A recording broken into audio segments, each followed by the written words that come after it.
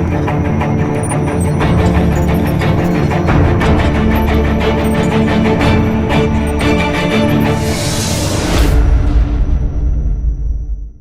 right, guys, I'm going to give you a couple minutes to join right back in here. Appreciate your patience as we get this all set up. One of the things that I was saying just a few minutes ago was recovering from COVID has taken me pretty much, several weeks to get through it. And then I just got the vaccine this past week. And so that's why I was down for about 3 or 4 days, all the way through the weekend. And I assume that's what it was. It could have been from a cold or something, but I had like the same symptoms as COVID, and then I gave it to my wife. So I'm not sure if she got a cold or if somehow me recovering from the vaccine transferred to her. That's been like the debate in our house. But either way, we were out for a couple days there, including through the weekend, so we weren't able to do our shows. But I'm so happy to be back with you. So giving a chance for Chris and Scott, and it looks like a few other folks to be able to join us live. So hit me with the comment. Let me know that the audio is coming through for you guys as we start to work into our episode tonight. Here we go. Looks like it's coming through just fine now. We're doing some work to be able to increase our production value for what we do with the Breaking Conservative, including with our other shows. So it's a work in progress here to be able to get us up to a high level, but I think we're getting there. So I appreciate you guys' patience. All right, let's get into a couple things here. So, I had a chance to receive a book here from Yuval Levin, which is one of my favorite authors, and I love this guy. He has such a sound mind and just one of the very best writers of any profession, or any worldview, but particularly conservative worldview. And I can't wait to read this book, A Time to Build. And I want to pay that forward. So he gave it to me for free, signed it. So if anybody's interested in a copy of A Time to Build, message me, let me know, and I'll be happy to get that for you privately and send it to you, and then we can talk about it on our show. You can send me some comments and reviews of what you think. But I'm going to be jumping into that book this week, and along with several others that I have. Cool. Looks like we're starting to get everybody joining back here on the show. All right, moving on. Cool. All right, so getting into our topic tonight, which is what emotion should accompany conservatism. I've been thinking about this for a while, and I really appreciated Hannah's response there. Is like, happy? Is there a right answer to this question? What emotion should we actually feel whenever we are conservatives? And we don't really think about this very often. Often when we think of conservatism, we think of our belief system, we think of logic, we think of rationality and how we apply it to politics. Or maybe if you're not conservative, when you think of conservatism, you think of a group of people, whether that's defined by class or age group or voting or whatever. Rarely do we actually think of it as an emotion. And that word should, meaning what should we actually feel when we think about conservatism, is rarely discussed. Now, we all experience emotion whenever it comes to conservatism or liberalism or different beliefs. All you have to do is turn on the TV and you see people feeling emotion as they are discussing, debating, arguing, sometimes screaming their beliefs at each other. And what I want to do tonight is I want to go through the different emotions and then see which one makes the most sense in terms of what should be the outflow. If you believe this, then you should feel that. For example, if you believe that tomorrow is going to be a great day, then you feel happy. If you believe that yesterday you lost something important, then sadness follows. And so sometimes there are these emotions that feel or that are appropriate based upon your worldview. And that's kind of the question that I'm looking at tonight, is which one would follow your conservative worldview. So I'm curious to hear that from you. Megan's on, and she said, that's very cool. I think talking about the Yuval Levin book. I appreciate that. Thank you. Yeah, it definitely was. And she also said Maybe that's not an emotion. So we'll get into that. We'll get into, is conservatism defined by an emotion? Is kind of different than where I'm going, but it's more what emotion should be attached to it. And the way that I thought about going through this is, let's look at all of these emotions here that I've listed on the actual picture, and let's see how they line up, because you can make an argument for each one. Starting with anger, and I see this all the time, and I understand where that's coming from, because when you look at the conservative movement today, almost every person that's articulating it is doing so with a sense of anger. You think about the election that just happened, and there's this anger at how that went down. But even before then, there's anger at the left.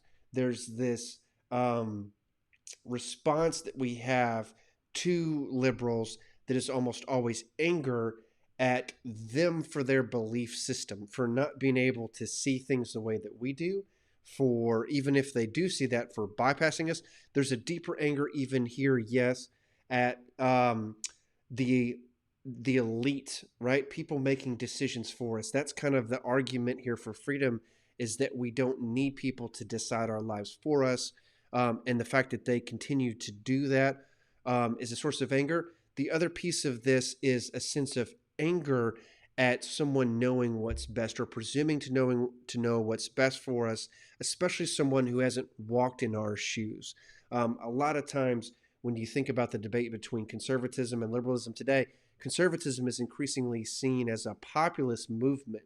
And I think that's what Donald Trump brought to it the most, Sarah Palin before him and many others. But it's sort of this working class movement in which people who don't have the top degrees, or people who haven't studied all these type of social sciences in depth, still have value to be able to bring to society, and that's not always appreciated. I think of this in terms of especially like environmental policy. As I took these classes in college, and we studied green energy and environmental policies and what's going to cut down on pollution. And a lot of times the arguments that they were making, professors and people like that, were saying, hey, everybody just needs to get on board with this, and they need to completely change what they're doing, and they need to be clean energy.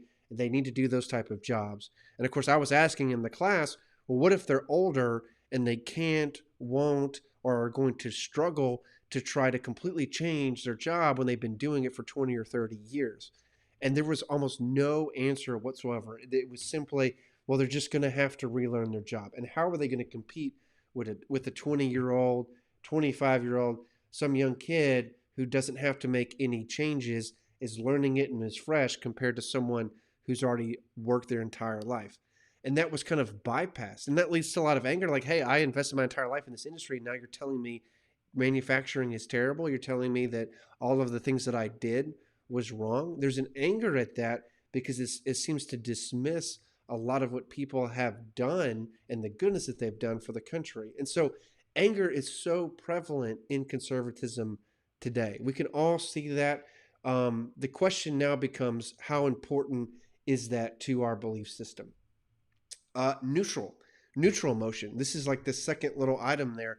And I kind of referenced this at the beginning, talking about how maybe emotion shouldn't be attached to conservatism. We think about this a lot. Sometimes we express conservatism as logic, or facts, or reason, or it's common sense. It doesn't require any emotion, because it's clear to me, and it should be clear to everyone. And if people were rational and unbiased, they would come to this conclusion. It's preferring that reason versus the emotion. And sometimes this can be, again, in that debate between the left, because you see the left, and a lot of times they tend to be very emotive people who have a lot of sympathy for, folks who are impoverished, people who are, drowning in debt. They see a lot of victims in the world, and they say, hey, we just want to give them welfare programs and a hand up, and want to do all these things to be able to increase government programs. And then it's the conservatives who are like, wait a minute, hold on, let's not completely be governed by this emotion. Let's think through what this is going to cost, and is it sustainable? Are we going to be able to afford this generations from now? If we create this government program, Is it ever going to go away, or is it just going to go to some level that we can't afford very soon? Right? So there's this neutral piece of conservatism saying, wait a minute, set emotions aside together and let's be neutral, right? So that's a part of who we are. Um, Third, and now we kind of get into some of the emotions that are there that I start to disagree with. The anger piece, I can understand, and you see things that you've invested or you see value that's being dismissed. And, getting into some of these emotions now in terms of fear, I'm not sure I relate as much. But this, I think, is part of it. And we don't admit this very often. But fear can also be an emotion that's associated with conservatism.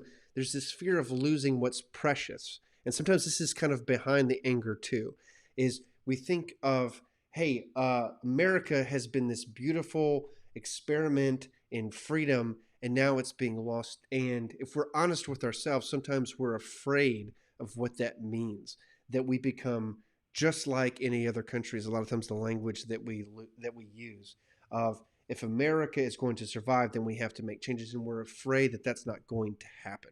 I see that often in American conservatism. And then there is sadness, the sadness that accompanies that, the sadness that there are things that are already lost. I mean, you think about Donald Trump talking about making America great again, and that kind of appealed to people's optimism because he was saying, hey, we can bring back some of these things that have been lost, whether it's manufacturing jobs or whatever, that appeals to things that have been lost. Which, as you get older in your life, there's more and more things that are different and that are new, and you see the flaws in the next generation. And you're like, man, they don't appreciate all that's been done for them, or they take so many things for granted. I mean, I remember being a kid when Facebook first came out, and now it's just one of numerous different social media platforms. I remember a world when we didn't have that, and now kids today take it for granted that they've got a phone, they can access the internet, they can talk to all these people, they have all these profiles, and they can choose their social media platform.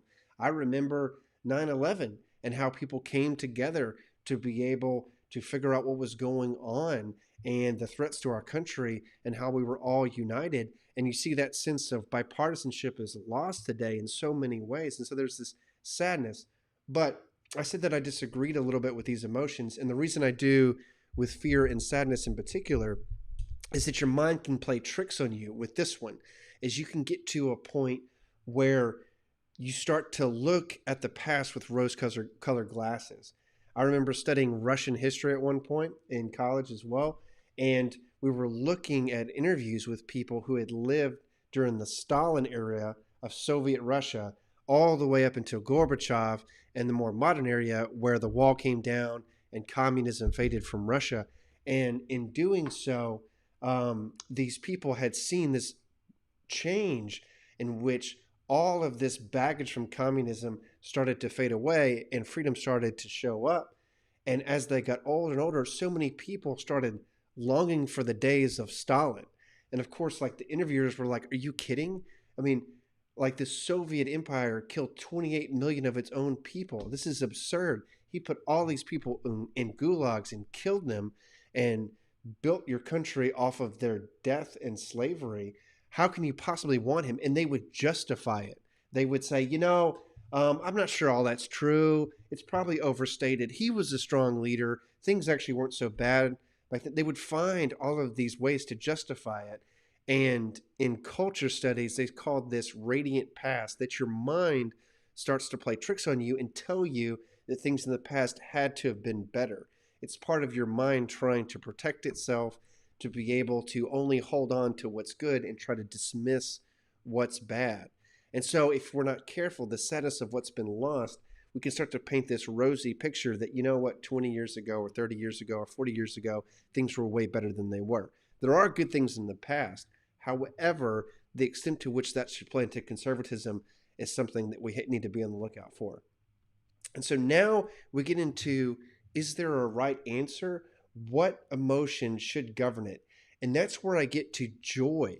I get to this notion of joy. And I got to be honest with you guys, I don't think we see enough of this. I think when I turn on Fox News, when I turn on When I look at the Daily Wire, I look at YouTube, I see a lot of smart, powerful conservatives who are taking it to the left.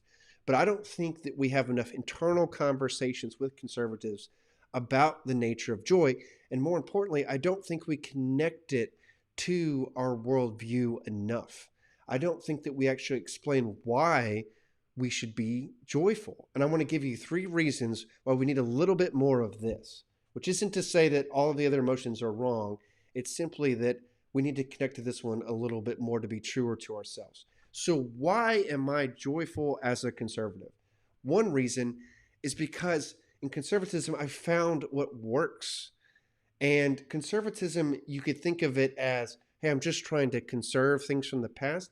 But there's so much more to it than that. I mean, if you read Yuval Levin's books, you'll see that. But I could give you plenty others. There's all these people who have said that conservatism is more than that. Conservatism is this notion of holding on to what's good in the past, leaving behind what sucks, and then starting to chase after new and good things and attach them to what's good about the past. That's conservatism the way that Burke understood it, the way I understood it, and it works. When you go to a new job, you figure out what the person who did it before you was doing well, and then you add things that you've come up with that other people suggest to that to try to make the best of both worlds. That's what America did. America took what was working in English society, things like the way to build infrastructure, reading, writing, education, religion, all these things, and then they said, but now we're going to put our own spin on it. We don't need to be British anymore. We're going to start doing things that are our way without leaving behind everything that was English. That's conservative. That's a worldview and a philosophy that works. There should be a sense of joy in that. There should be a sense of joy of, hey, this actually, I can apply it to my daily life. This is the answer for how to go through life without completely hating what's coming and without completely clinging to what's in the past. There should be a sense of joy in that. Two, there should be a sense of joy at being connected. As a conservative, you can, based on what we've just talked about, you can connect to the past and you can say, I can see examples here all over the place of people who've done good things. And by following their examples, I'm connected to them. This is something that I don't think progressives and liberals have enough. Is every once in a while they'll talk about the past, but they seem to be so focused on the future and the current crisis that they don't always have a strong understanding of their leaders before them. And so as a conservative, because we respect that tradition more, we can say, look, I'm not going to hate everybody who wasn't woke enough, who wasn't egalitarian enough. I can look at somebody like Lincoln and say, sure, there's more he could have done in terms of how he, handled his presidency. Was he, could he be nicer to Frederick Douglass? All this, of course, but he did so many good things. I can look at numerous other people, the founding fathers, and say, yep, half of them or more were slave owners, and John Adams didn't believe that Jesus was God, and I have all these other disagreements. But you know what? I'm going to focus on the good and extract that. And in that way, I'm still connected. I don't have to completely hate these people or destroy their statues or their memorials, that type of thing.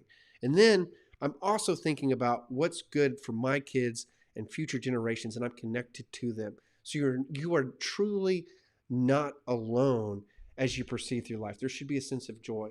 And then three, as a conservative, you're embracing your place. And this to me is the truest sense of joy, is that as a conservative, you know that things are temporary, that life doesn't go on forever, and you find your spot in that. Your spot is not to fix everything.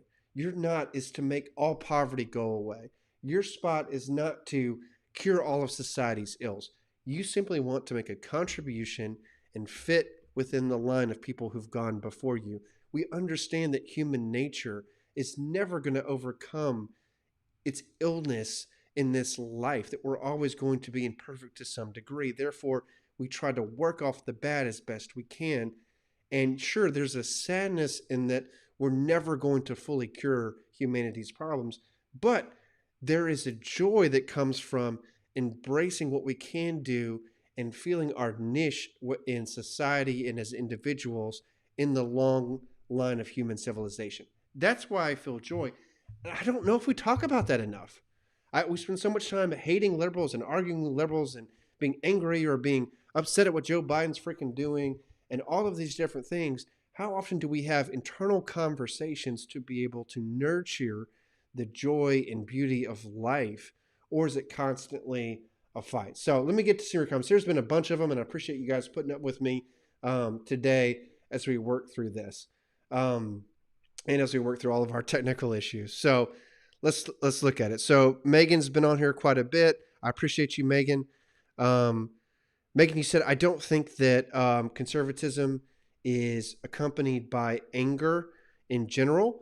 That's interesting. I mean, I guess the way I see that is so many folks that I know who listen to the top conservative, speakers, not necessarily writers, but definitely speakers. That they tell me like, "Hey, I listen to Ben Shapiro every day, and I come away just angry. I just come away angry at it." And I'm like, I get it. That's part of it. It doesn't make me happy when I hear about gun control or immigration changes and things like that. But they get to a point where they take it beyond that when they listen to them too much, and they're just like, all I do is just simmer and want to fight someone. And so I guess I see that. So maybe for you, it's not so much, and I think that's a good thing. Like I said, there's a usefulness to it. I just don't think it should dominate to the extent that it does, because there are things that liberals can't touch, right? There are aspects of human reality that are not up for debate, really, because they're just the way that we are made. And therefore, not everything is on the table with politics. And that sense of truth makes me feel more calm as I go through this, because I know I have a role, I have a part to play, and no matter what happens, there are things that are assured in my life. And that to me helps out. All right. CD Blue says economic nationalism, protectionism is greater than free trade. Sure. You'd have to explain to me, where that fits in and what we're talking about here, but I'm certainly open to it. Looking through a couple of these. We have denied ourselves joy, and that's good for any of us. Yes, you get it. Absolutely. I think that's it. I think there's a time to struggle. There's, especially during elections, debates, arguments, that type of thing.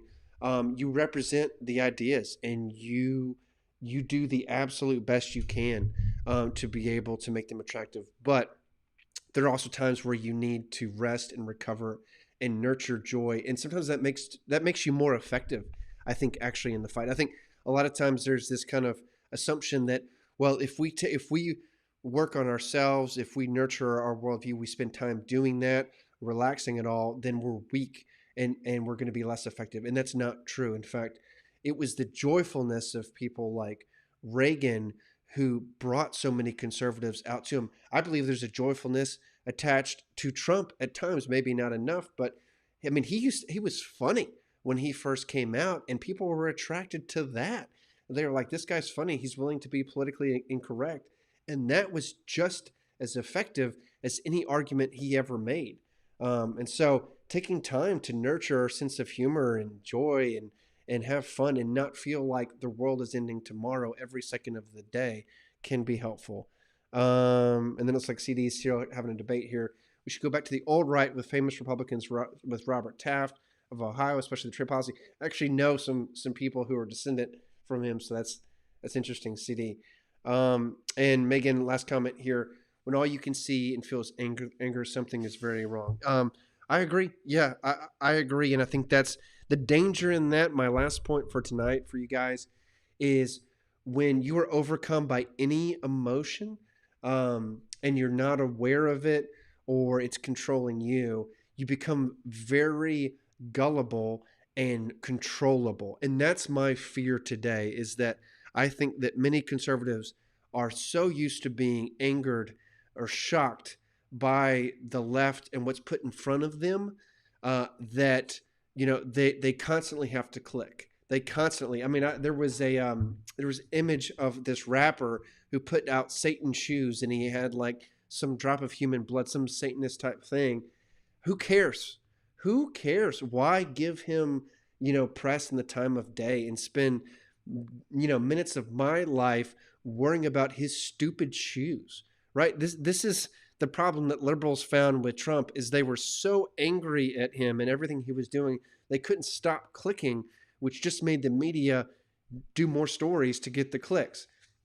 I don't want to see conservatives fall into the same trap where we're constantly clicking on things that horrify us about the Biden administration. Instead, let's figure out how to do our job better, how to nurture our worldview better, and present it in such a way that people gravitate to it. They can't, um, they have to be part of it because it's so much fun. It's so attractive. It's so joyful that they don't feel like they're stuck in this constant back and forth. I think that's the type of conservatism that we can have that will empower people. Much like take Martin Luther King and how he made civil rights this triumphant inspirational movement as opposed to say a Malcolm X who made it so callous and angry and violent. Um, then don't buy the shoes. Yeah, I see your last comment there, Megan. I agree. So let me know what you guys think. Thanks for putting up with the technical stuff. We're working through a lot of that. We'll get there. But yeah, this is my take on the emotional side. If there's more topics you want to hear about with what we're doing, let me know. Don't forget, we are on YouTube. We're on Twitter. We're on Instagram. We'd love to do this show every Wednesday to be able to dive through these topics. This Sunday, we're going to get back on track with our shows for Refounding Fathers and Conservatism on Tap, have our full lineup. So looking forward to getting into immigration. We're also going to get into gun control and things that Biden's doing. And you'll see me probably reference a lot of the topics in this show on that and try to apply them on Sunday whenever we have those guys. So looking forward to it. Check in with us. Let us know what topics you want for next Wednesday, and I will see you guys then.